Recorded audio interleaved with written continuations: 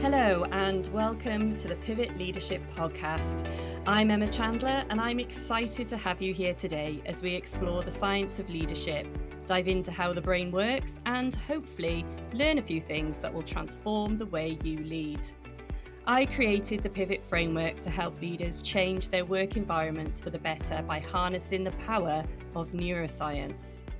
Whether you're guiding your team through change or looking to elevate your own leadership game, this podcast is designed to help you unlock the next level of success.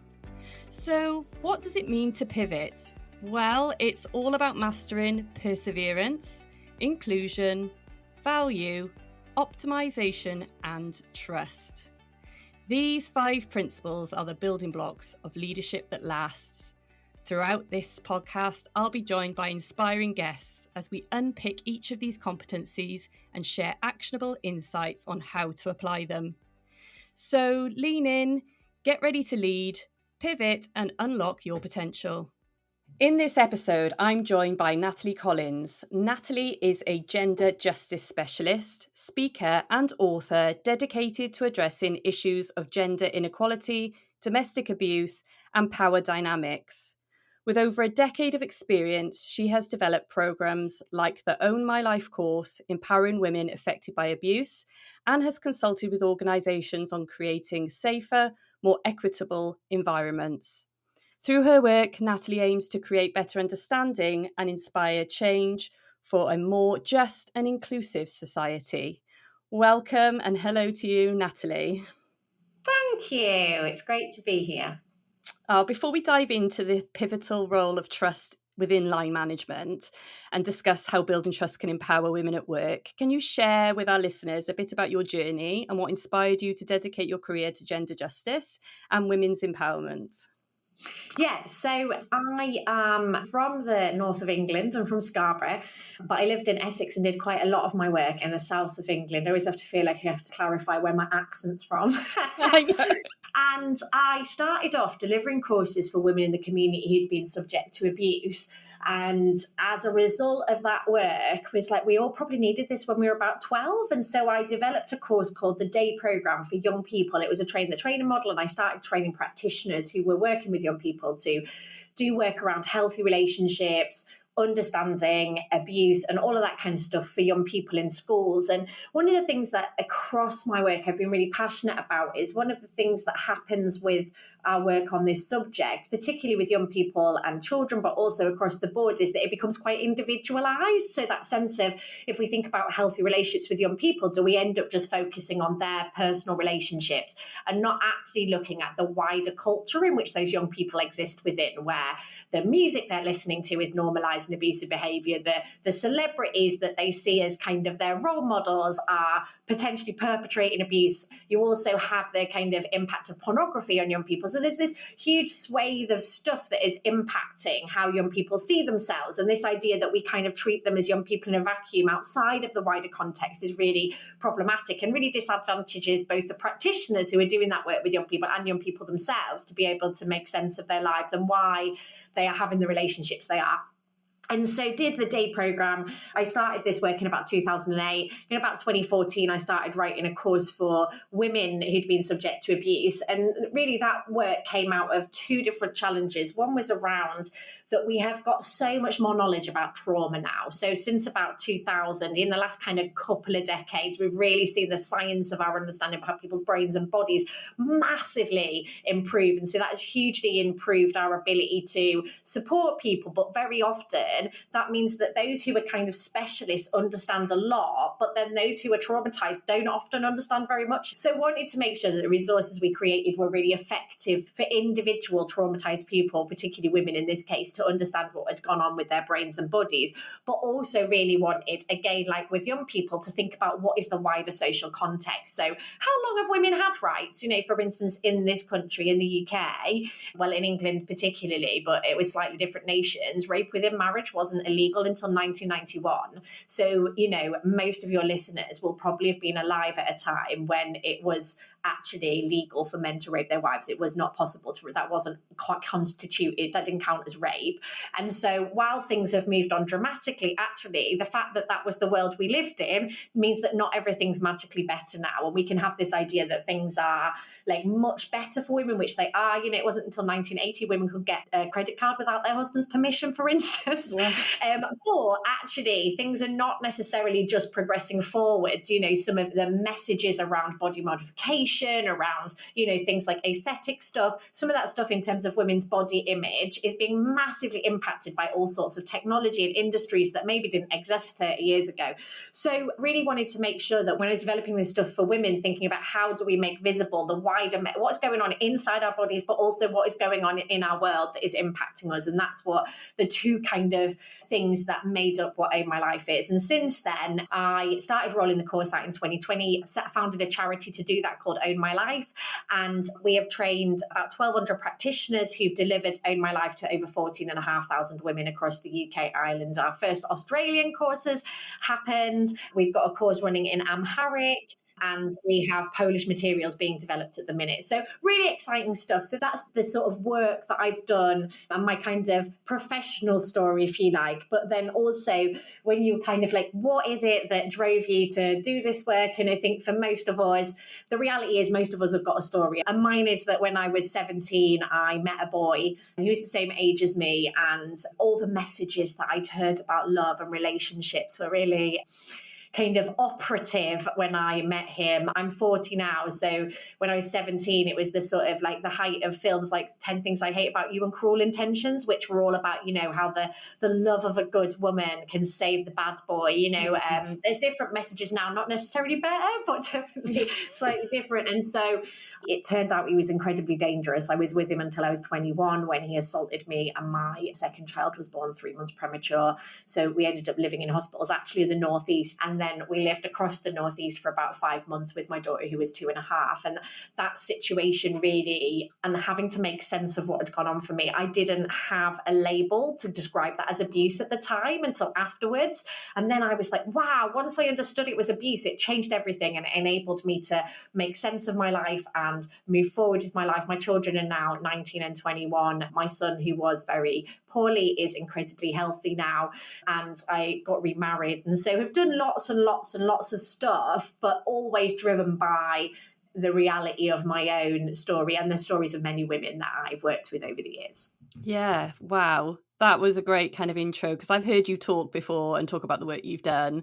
And that intro is just perfect and lining us up to discuss today why building trust in line management relationships is so important for women at work. And you've talked about so many different factors there. There's the societal, there's the physical, there's the behaviours, there's the bias, there's just so many things. I was like, which angle are we going to actually start with? So I think if we just kind of hone in on the purpose of this podcast today is to kind of really think about helping leaders feel equipped to support women in the workplace and support them with potential sort of strategies to help them overcome any kind of barriers to gender equity in the workplace. What do you see as the biggest barriers to gender equity in the workplace today? What are you seeing when you're consulting with organisations? Yeah, well, I mean, what is the biggest? The thing is that it's so multifaceted and multi-layered, and women are not amorphous, that actually for Black women, there are different barriers than for white women, for lesbian women, than for straight women, for where class comes in as well. I mean, social class is a massive, massive invisible factor. And so I think it's important to say that every woman comes with a set of intersectionalities that mean that her experience and the challenges she faces are going to be different to another woman's. And then you bring in the workplace context where that workplace will have its own culture and reality that will be different to another workplace. So what I would say is there are, I would say men's violence towards women is one of the ones that is not often understood. So about 25% of women will be subject to abuse by a partner. The number of women subject to abuse, that goes up where women earn more than their partners. So there's this kind of perception that women who earn more would have more power. That's just not what we see in terms of the data. indicators. So if women are earning more than their partners, they're potentially at higher risk of him perpetrating harm towards them. About 3 in 4 employed women with an abusive partner, so out of that 25%, 3/4 of them have had their abuser use interference tactics to control their employment or job opportunities. Wow. So the reality is the vast majority of women in the workforce who have an abusive partner or ex-partner are likely to be seeing that partner use their job or their employment opportunities to control them, because that's what abuse is really about. It's about controlling a partner. So it's not about yes, there may be violence, there may not be. This is not about the abuser being uncontrollably ragey, about him having like emotional dysregulation. This is about that he wants to control her, he wants to own her, he wants to possess her.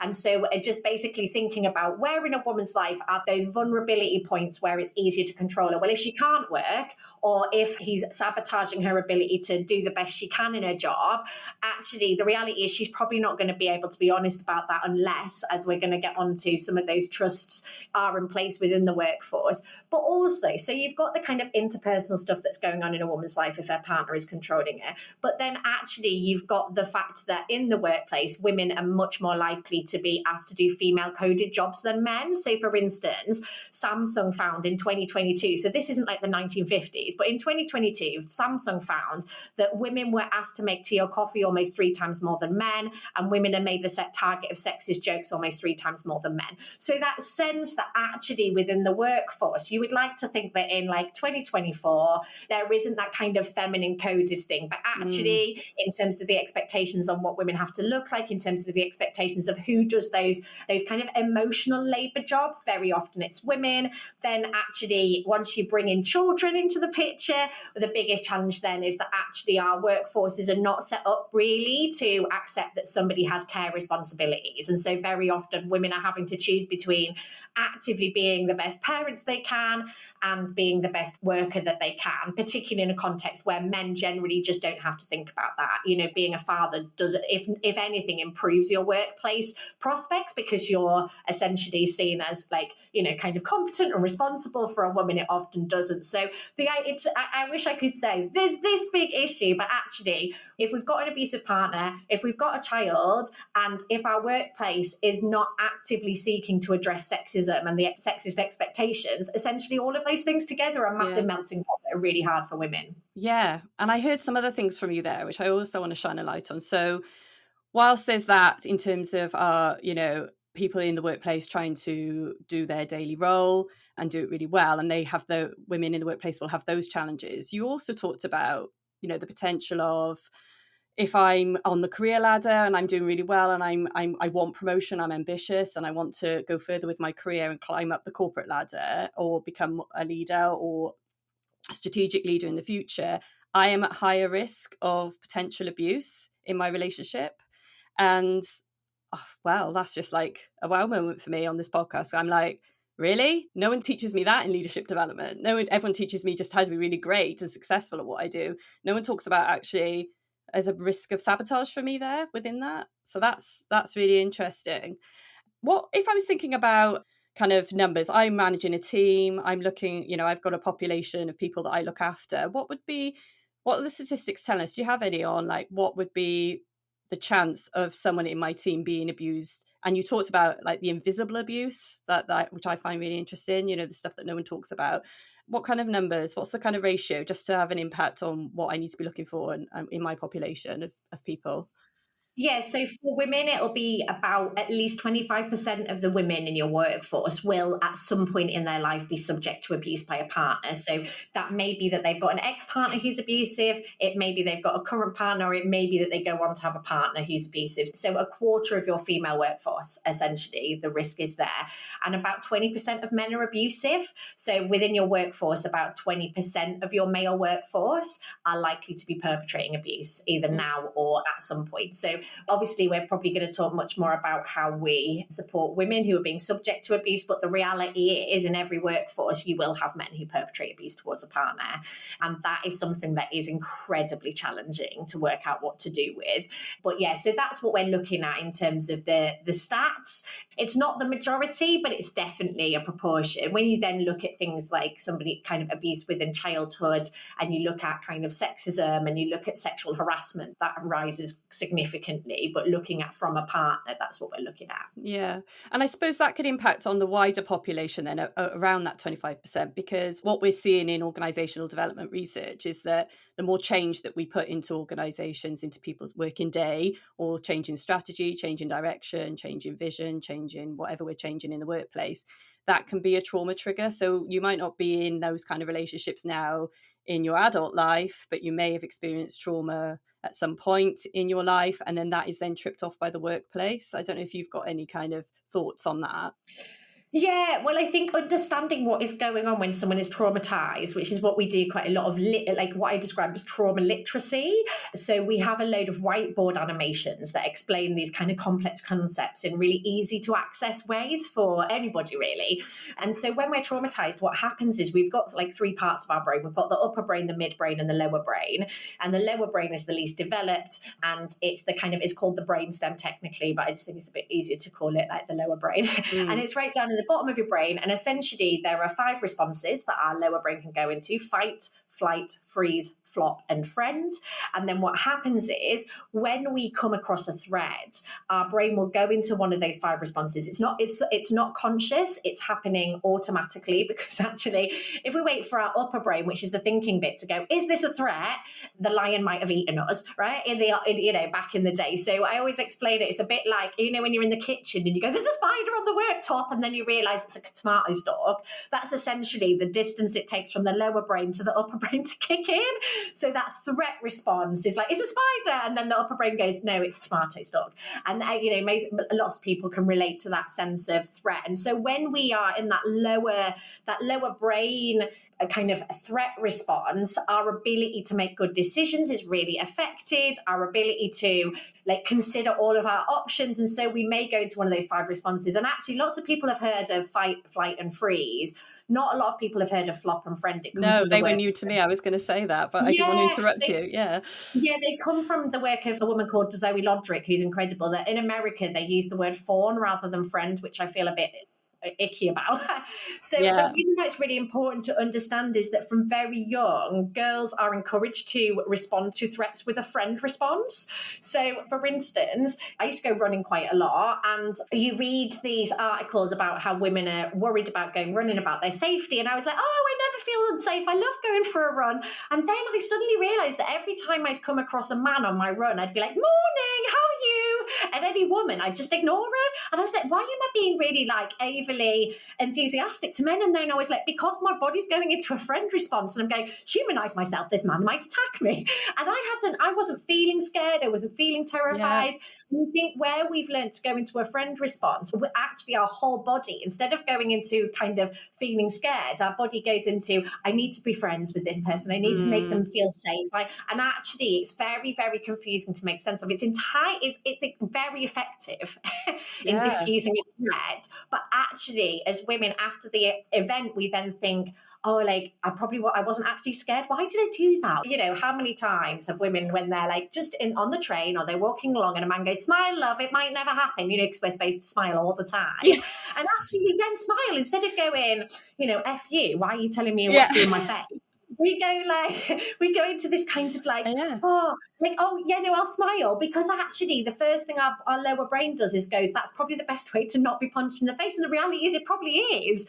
But then it creates, and the very, very dangerous thing is that men are being told, if she's friendly to you, she likes you. If she's friendly to you, she probably wants you to make a move on her, that kind of stuff. And whereas women are like, I'm going to a threat response so he doesn't attack me. He's coding up her responses. Oh, she likes me, therefore I should be pursuing particular interactions with it. And so I think that understanding that friend response is particularly significant in any space. But yeah, so within the workforce, if we are making big changes, if people are feeling financially threatened, if they're feeling like their job role is threatened, particularly then when we look at that intersectionality, if people have grown up in poverty, the reality is that when that kind of threat comes in through the workforce, they're potentially going to be in a much worse position than somebody who hasn't had that experience of poverty. So it's understanding those intersections. And if we go into that threat response because the workplace is changing dramatically or suddenly very new expectations are being put on us or whatever, our ability to be kind of rationally processing and using our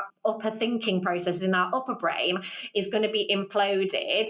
So what the most important principle to understand about kind of trauma is, the best way to be able to do our best thinking is when we feel safe. And so cultivating spaces of safety within the workforce is actually the best way that we can ensure that our workforce is able to manage those changes. And this isn't about not doing changes. It's not about saying, well, it's not about being impractical, but actually we're going to get the best out of our workforce and we're going to be able to kind of mobilize these things we want to do if our workforce feels safe and if we've identified what will increase that safety among the workforce. Yeah, great. So that's why, we bring trust into the pivot principles, because leading change is challenging, and this is what we're seeing. So we'll come back to this in a moment. So in your experience, so if I'm thinking about, I'm leading women and I want to make sure I'm doing a great job, and this word invisible is still on my mind, so I'm hoping we're going to unpack some of this here. So I'm leading women. What kind of issues might a woman be dealing with that perhaps they're masking in the workplace, so I wouldn't be aware of that they were struggling or they had any issues and that they needed my support, so I wouldn't be putting out the trust signals, basically? So what would I be looking for if that was happening? Yeah, so what I'd say first of all is, before we get into the kind of what somebody might be presenting as, we need to first of all get a sense, if we let's talk about specifically somebody being abused by a partner. So one of our workforce is being abused by their partner. The first thing we need to do is, if people do visualize, like just close your eyes and think, right, what do I imagine someone who's being abused looks like? What do I imagine they look like? What do I imagine they present like? And the sorts of pictures that will probably come into your mind is, she's probably not very assertive. She's probably a bit shriveled up. She's probably quite shy. She's probably quite reserved. She might kind of be quite tearful quite a lot of the time. She might be presenting with like visible injuries. She probably is essentially not somebody that is very full of life, so that's kind of probably what you're seeing. You may be bringing some class-based prejudices in. You may be assuming, oh, she's probably quite poor. She's probably quite kind of junior. Potentially age-wise, you might be thinking that she's middle-aged or over, that she's got to be married. Potentially, if you've met her partner, he's probably quite rude and unpleasant. I always think of, I'm showing my age now, but I think of like Alonzo in Keeping Up Appearances. Do you remember like that kind of string fest? So your class prejudices about him as a person are coming into, you're thinking he probably is a bit like rude and a bit unpleasant and a bit kind of, I don't know, maybe a bit macho, like all of that. So essentially the first thing you need to do is, like, in your head, what do you think this person is going to present like? And then you need to literally implode that and go, that's probably not true. So there are not necessarily going to be any visible signs that this person is going through a difficult situation. They might be quite senior. They may be very competent. They'd be very capable. They might be very confident, that they're not necessarily going to present as somebody who has got stuff going on, or that they're the sort of person who would be controlled or harmed by a partner. Because actually, their partner is cultivating a particular relationship. This isn't a reflection on them. Their partner being abusive isn't because they're a certain sort of person. Their partner being abusive is because their partner's a certain sort of person, not them. So the first thing is that sense of going, actually, anybody in my workforce, they don't have to be presenting in a particular way for a start. And that's what, when you're using that word invisible, the first thing we have to do is acknowledge that we think it's going to be visible before we can accept that it's invisible. Yeah, so just break that bias. It's just a bias, isn't it? Break that sense that you think what somebody who's abused is going to look like. It could be any of your workforce. And actually, the highest risk age of being subject to abuse is 16 to 24. Actually, it's much younger, so it could be a much younger people than you're expecting. Abuse can happen very often, can be perpetrated when people are not cohabiting. So this isn't about somebody having to live with that partner. It may be that it's an ex-partner who may be using the children to control her on a continued basis, etc., etc. So number one, I'd say that's the first thing to do. Like, actually think it could be anybody in my workforce. In fact, it could be me. So there may be people who are in that responsibility who are thinking, oh yeah, well, I wouldn't see myself as being abused. But when I start to tell you now what an abusive partner would do, actually people might be going, oh, actually, that's what he did to me. So when we're thinking about what we need to do is, first of all, understand what is a partner going to be doing before we think about how it might manifest in the workforce. So the different things that the abuser may be doing. Isolation is a core part of it. So that will be about isolating them from friends and family, isolating them from anything or anybody that gives them strength. So if this person is being unreliable in a way that seems out of character for who they are more generally, so if there's somebody who generally is reliable and available and is open, but they're suddenly not, or on particular, they're not able to commit to things in a way that would be expected. So that sense of them being quite isolated by their partner, it may be about them constantly being told that they're not good enough and humiliated. So this may be about humiliating them in public. Exhaustion is a really key part of abusive behaviour. It's not one we talk about, it's a physically abusive thing. So making somebody stay up at night, starting arguments just before bed, expecting somebody to be available all the time, demanding of them stuff all the time. So that exhaustion, so somebody maybe being knackered all the time is a sign that maybe it's going on. And also just going on and on and on and on and on and on and on. And so until we're just so worn down that we do what they want because we cannot be bothered anymore. The being threatened, so somebody threatening us. This may be also about demanding things of us. So it may be that we have to answer the phone after a certain amount of rings. It may be that we need to meet them for lunch every day. It may be that we're not really allowed to talk to any men, that our partner may be regularly accusing us of having affairs. And generally somebody who's abusive knows their partner's out having an affair because they've controlled them so they don't. But it's about that kind of controlling the narrative and saying, well, you're cheating on me. It may be about controlling what that person's allowed to wear. So it may be about the clothes they wear, or they may say something like, oh, I'm not really allowed to do that, or my partner doesn't like it if I do that. And actually that sense of going, hang on a second, like that's not that. I know, very often we'll go, oh, well, their relationship's their business, but actually that's indicating there's something going on.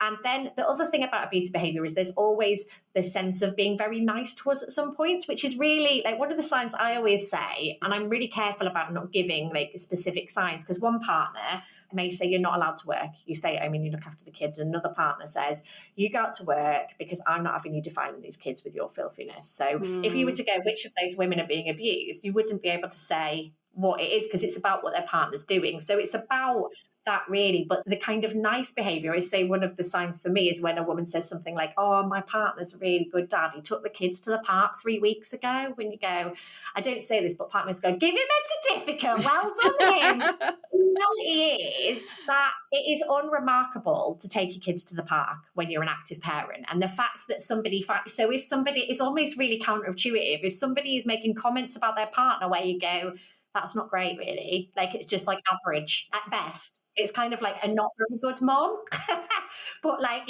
maybe a better dad just because of our standards there. So there is something about counterintuitively, if somebody is talking about things that shouldn't really be like congratulated for, that would indicate it. So I think there's lots of different things. Fundamentally, abuser will have a list of behaviours that they demand or expect of their partner. And every woman who's had an abusive partner will know what those are. And it'll be very specific for them. It may be that you have to be in by a certain time. It may be what you're allowed to wear. It may be what you're supposed to do sexually. It may be X, Y, Z.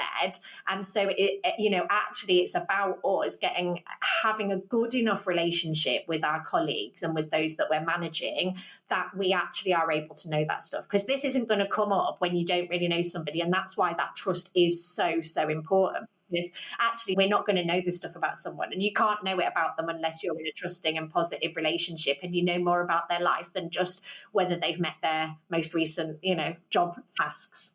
Yeah, absolutely. So what can line managers do then to build this trust with women in their teams? Because that's the most important factor, isn't it, I think, in helping women help themselves, if you like, who are in this situation.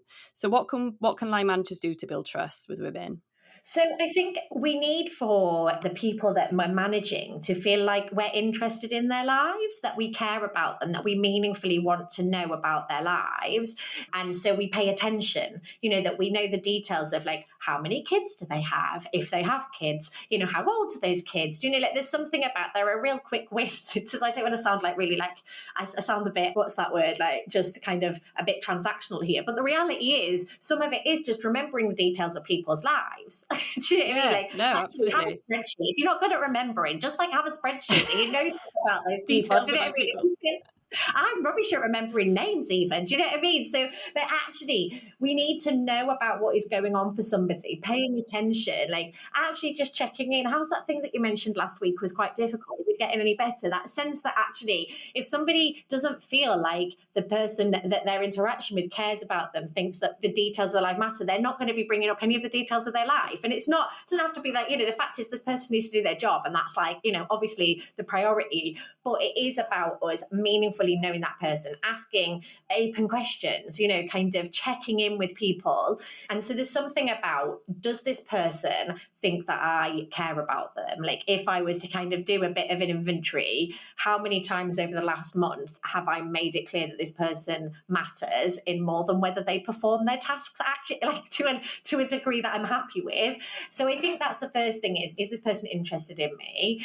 I think there's something about offering degrees of empathy that feel meaningful. So, saying actually that might be quite difficult, and I think we can talk from like I, we and us rather than saying you. So I like the language I encourage practitioners to use, but I would say you could apply is to say, so for instance, in the context that we'd be running Own My Life in, if you say, oh, when you're abused, you might feel sad, like that makes it sound like, well, if I was abused, I wouldn't feel like that. And so it's a quite othering way to talk about stuff. Whereas if we can say things like, if we have somebody who's treating us badly, we might feel really sad. That suddenly changes the tone of what that other person hears or sees. And so there's something about using we and I language that feels much more inclusive and accessible, helps as well. So I think there's some kind of really basic stuff around just making this person think that they matter and that we care about them and that we're paying attention to the things they tell us. And if you've got a lot of people that you have those kind of management responsibilities for, start a spreadsheet, start a list. Do you know what I mean? Yeah. Actually, one thing I know about each person from the last month is that I can just ask them in the next time. There is something about that person needs to know we care about them, and that's about us knowing the details to some degree. And what's realistic about that may be different for different people depending on the number of people around them. But if it's not something that's on our mind, we can create a sort of sense of actually this stuff mattering too. Yeah, no, it never ceases to amaze me about how we spend so much time at work, don't we? So how much the workplace can do for everyone in so many different ways. It's not just about showing up and doing the task. Actually, we get so much out of work if we maximize those relationships and build on those things in the workplace. And leaders have a great opportunity to contribute towards that. And what we're talking about today here is, real life situations that somehow end up in the workplace because they impact us. And I'm big on resilience and looking at the whole person when I'm working with people. So this is an environmental factor that impacts on somebody that could show up to work. And I often see leaders, because of time constraints or a lack of education around specific topics like what we're discussing today, mistake poor performance for an issue like this. It can be this, it could be something different, but these types of issues are very present. And it's really important that leaders have a foundation of trust and ability to rebuild trust if lost. So you've given some really great tips there on how managers can just start to connect through openness and being real and supportive and transparent in their communication. So thank you for that. That's really, really helpful. You mentioned your course that you are bringing into corporates, and I would love to just kind of get to that now, because I think we've talked a lot about the topic today and what could be presented in the workplace and what we should be looking for. But actually, what does your work do to help organisations? And can you tell us about the course, what your offer is, and what your kind of mission is with that and where you're going with it? Yeah, so Own My Life on a kind of really like tangible, what is it? It's a 12-week course to deliver to women that enables them to understand what is abuse, why is someone doing this, what is going on in my brain and body, what is going on in the wider social context. So stuff like the 5S, we've got a video that explains that in a really accessible way. Everything's kind of whiteboard animation, so it's really not traumatic. It's not like people with their faces going, and this is the sad thing that happened to me. You know, like one of our methodologies is we have kind of 5 parts to our method, and one of them is joy and laughter. That actually abusers steal our joy. That's one of the things abusers do. And so creating joy-filled spaces is one of the ways that we offer something different, you know, to what the abuser is doing. So all of this is done in a joyful way, which I know seems a bit counterintuitive. Like one of the practitioners who came on our training, they were saying that the course had been happening in the next room. And she was like, why are they laughing so much? And she was like, oh, they're doing Own My Life. And she was like, isn't that about an abuse course? They were like, yes. So there is definitely something about laughing and joy and hope is all being a core part of what we do. But alongside that, so you've got 12 sessions, they're about 2.5 hours a week. Generally, the sessions are weekly. We train up a facilitator. So ours is a kind of train the trainer model. We train up that facilitator. And then there's 2 options. They can either deliver that course in a group with a group of women, or it can be kind of worked through on a one-to-one if that kind of group work doesn't work.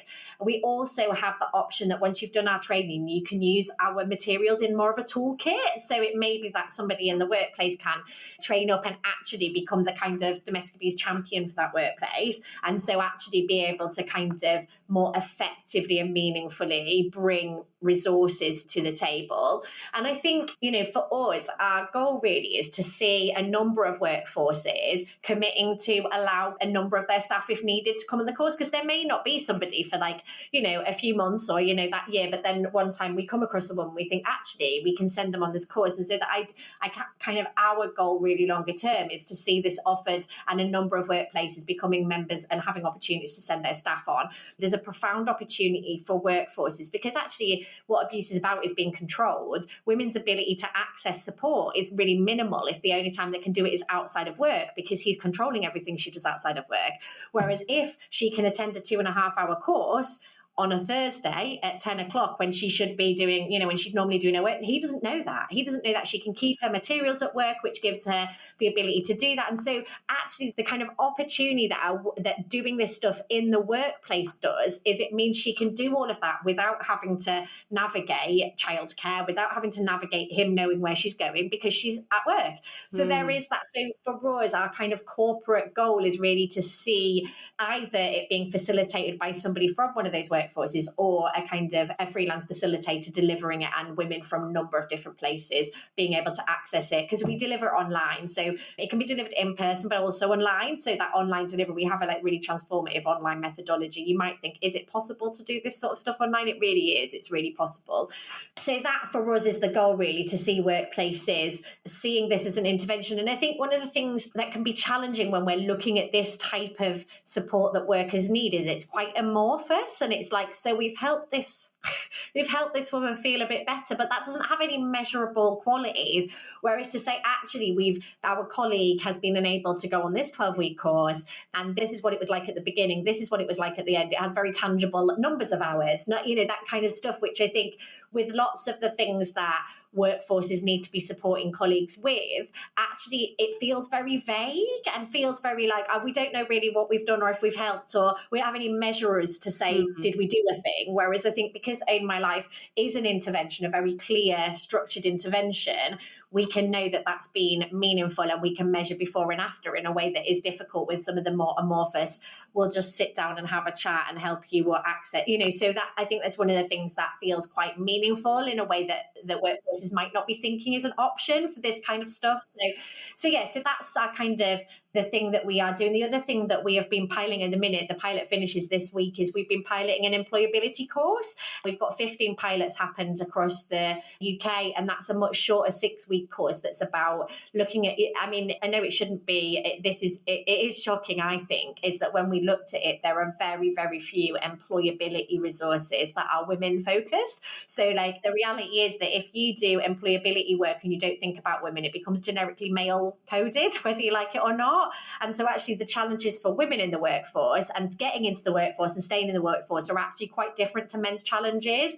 And so we've developed this course primarily to enable people to do kind of that employability work with women, but also because women who are struggling to get into employment, a significant proportion of them will have an abusive partner as the biggest barrier to their employment. And so how we can access women who otherwise would never get support from a domestic abuse service. So I think, what we find is that in some places, Own My Life works much more effectively when it's called a women's course rather than an abuse course, because actually walking through the abuse doorway feels quite difficult, whereas working through the women doorway feels much more safe. And most of the people who come in our training, so our training itself is 5 days long, 9:30 till 4:30 online. And most of the people who come in our training, regardless of what kind of avenue they're coming from, lots of time it's those who work within domestic and sexual violence services, but we have life coaches, we have lots of different people who come in the training, and all of them say every woman should do this training. So there's something about the material that we do is really about us understanding our place as women in the world, as well as, and part of that is about abuse, part of that is about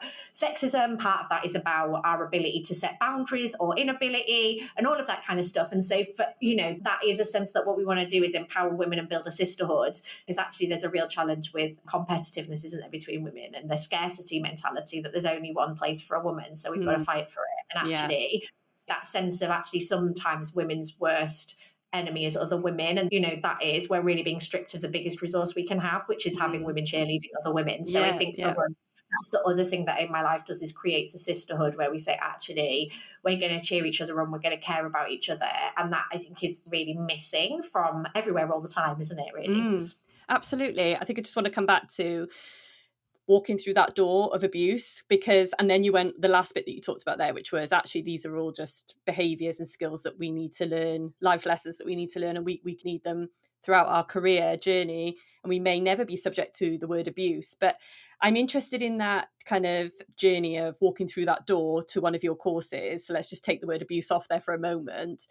If I'm in the workplace, I'm showing up with some of these kind of, we'll call them symptoms for better words, and my manager started the conversation, we've got the dialogue, I'm sharing that, I'm not feeling comfortable about certain things, I'm not sure where I'm at, I need some support, and then I have to walk through this door to this training. Are you saying then that it would be corporates would buy this from you in terms of it would be in-house, they would have their in-house facilitator or an external facilitator? I think that's how you said it would work.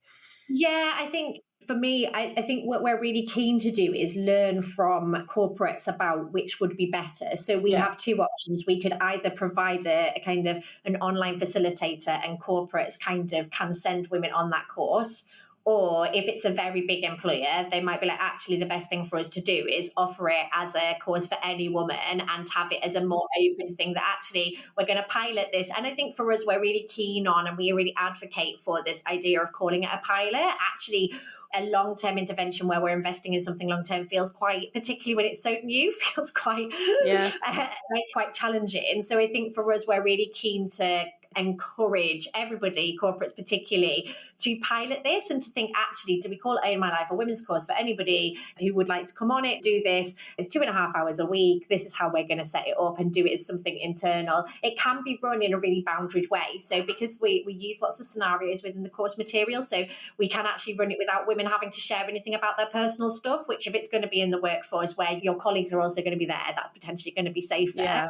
Whereas if you're doing it where actually there's an external facilitator and a number of companies say, actually, we're going to make this more rather than a kind of course for women who might want to kind of have some support, generally, we're going to make this a course for women who have kind of presented to us in a way which suggests they might need some support about in relation to their partner's behaviour or an ex-partner, etc., then that potentially we'd run that externally and we could kind of provide that facilitator and that space, and all they then do is shun particular women who've been identified towards us to attend courses that they could do during their workday.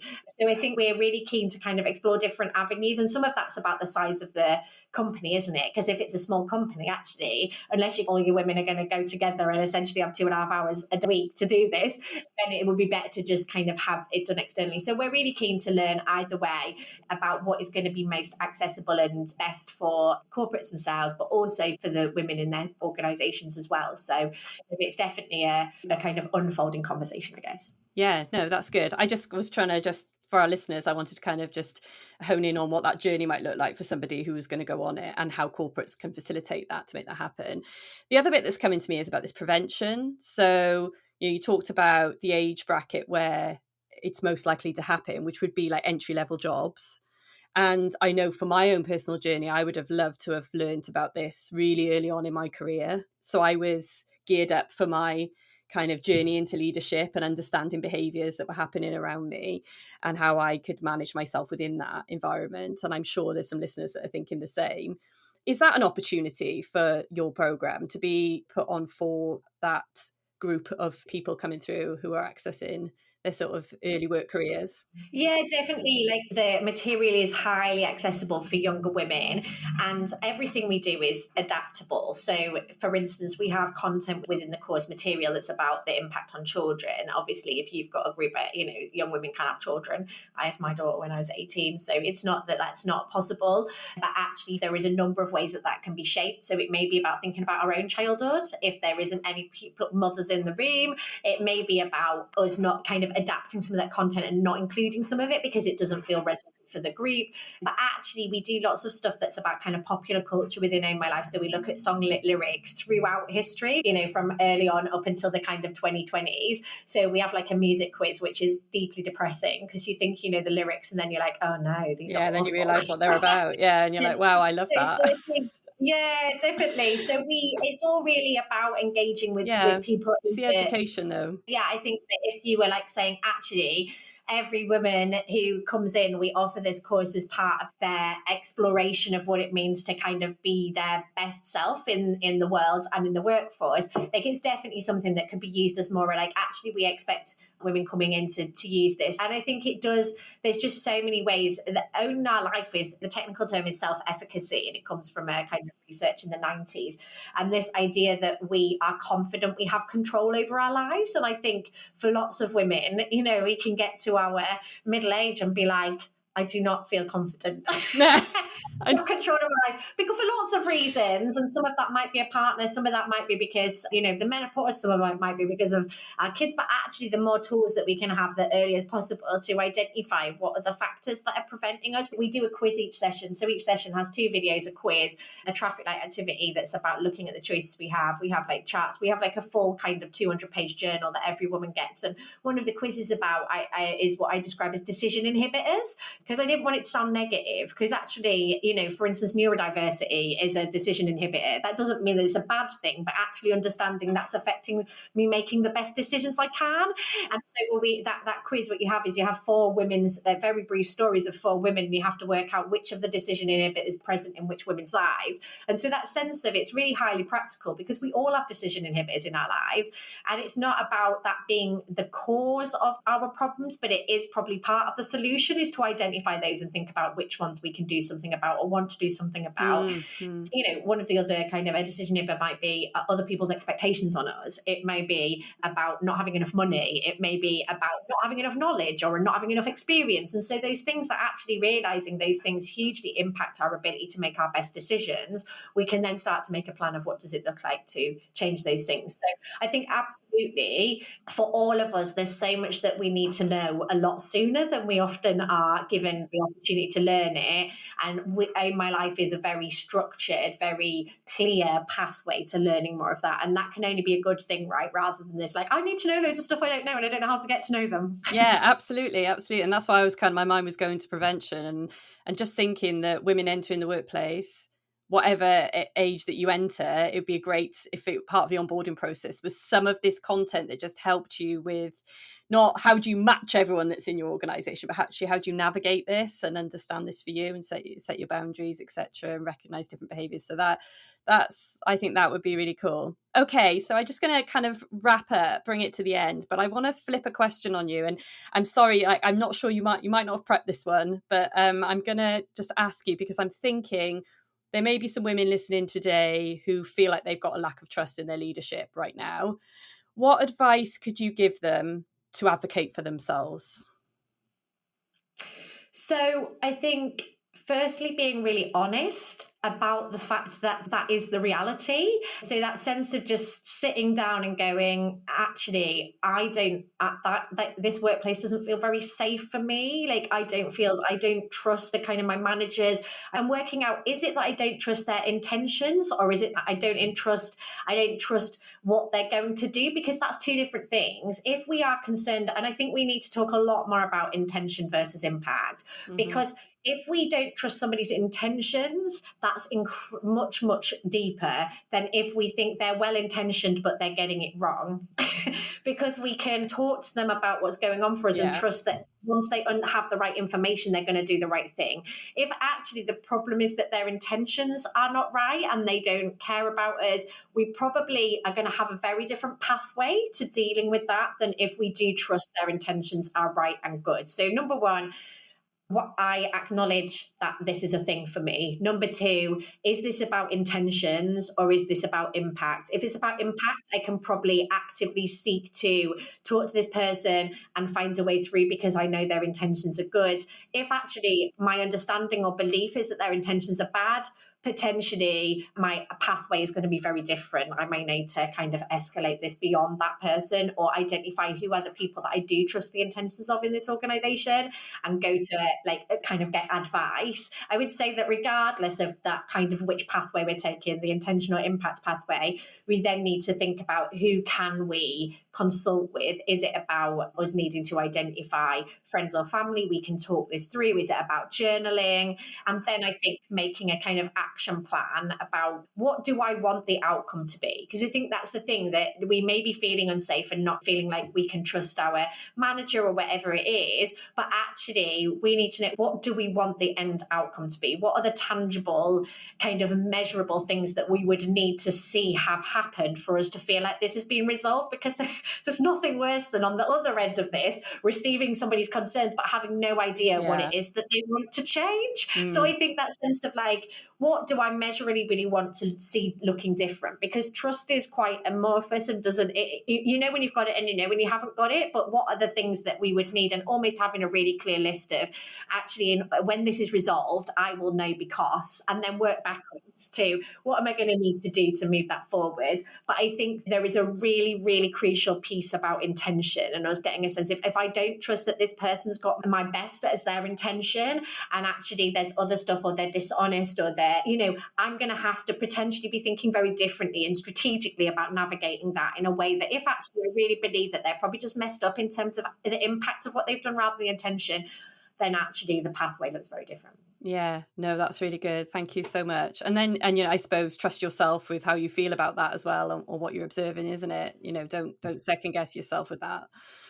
Definitely. One of the things that I say to young women, but I say to all women, is one of the most radical things we can do as women is listen to our inner voice and cultivate it and encourage other women to do that. Because for our whole life, from when we're very tiny, as women and girls, we are constantly told to ignore that. Ignore it, ignore it, ignore it. And the best thing we can do is cultivate a space where we make space for it and go, why do I feel uneasy? Instead of thinking, oh, I'm being overly dramatic, there's something wrong with me. And so that is where I would be like, absolutely listen to that discomfort and make space for it, and surround yourself with people who encourage you to listen to that rather than telling you to ignore it. No, that sounds sound advice. I endorse that totally. So can you please tell listeners, where can they learn more about your work or how to get involved with your projects? Yeah, so ownmylifecourse.org, so OWN mylifecourse.org is where, and if you Google Own My Life, it should come up. Yeah, we'll pop that in the show notes.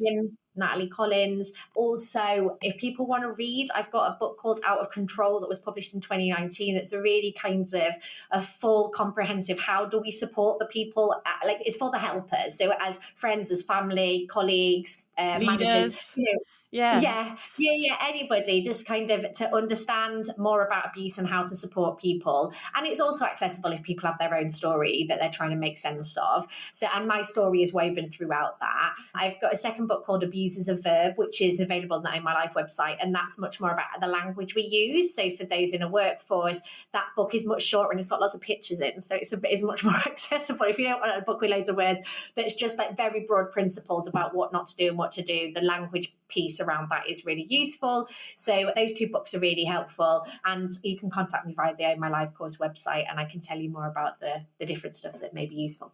Amazing. Well, thank you so much for joining this conversation today. We've covered some really impactful insights about the importance of trust in the workplace and how building this foundation can be transformative, particularly for women, and helping them experience growth. Your perspective on creating safe, inclusive environments reminds us all to take small actions. Listening, showing up, being genuine and supportive can make a world of difference to empowering women and enhancing team dynamics. So thank you. For my listeners, I'd like you to reflect on today's discussion and think about how you can incorporate trust building practices into your leadership approach. Remember, trust isn't just a nice to have, it's an essential for creating spaces where everyone can thrive. Until next time, keep embracing the pivot mindset in your leadership. Thank you for listening to the Pivot Leadership Podcast. For any information on anything we discussed in this episode, head down to the show notes. You'll also find my Pivot scorecard there, so you can take the test and see what your Pivot score is right now. Don't forget to like, rate and share the podcast, and subscribe now so you don't miss out on any future episodes.